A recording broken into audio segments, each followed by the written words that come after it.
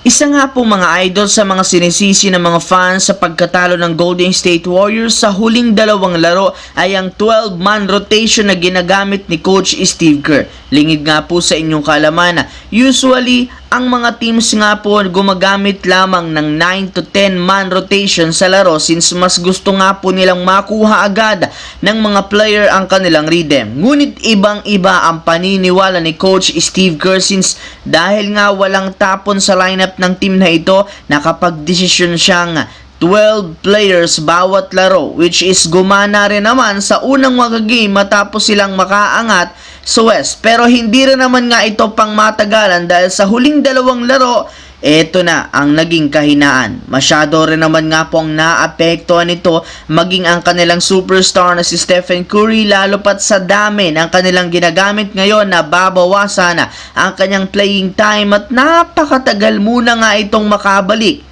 sa loob ng court. Ito rin naman ang nagiging rason bakit bigla-bigla na lamang nga pong nawawala ang kanilang rhythm at lumalamig ang shooting.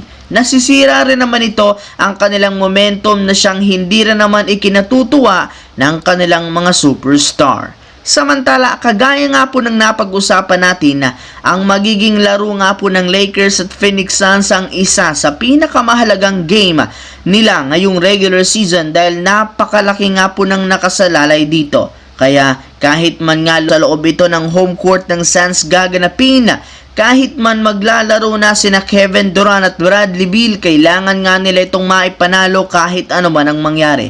Ika nga'y magiging desperado ang Lakers at susubukan nilang gamitin ng lahat ng available resources para manalo. In fact, ayon sa isang insider, gagamitin nga po at ipapasok ni Coach JJ Redick sa kanilang 10-man rotation ang tatlo nilang sentron, sina Anthony Davis, Christian Coloco at Jackson Hayes kahit kagagaling pa lang ito sa injury upang mapabagal ang pace ng opensa ni Kevin Durant. Alam rin naman nga nila na sa tagal ni Durant na nawala dahil sa injury, sigurado nga pong gigil itong magkaroon muli ng big performance at iyan ang susubukan nilang mapigilan. Kapag nagawa nila yan, mas magiging madali para sa Lakers na manalo kontra sa Phoenix Suns. Sa kabilang banda naman, lingid nga po sa kaalaman ng lahat, isa si LaMelo Ball sa pinakamainit ngayon sa pag-average niya sa 3 games ng 43 points sa kanyang 47% shooting sa field goal. Nag-average rin naman ito ngayong season ng 31 points bilang pangalawa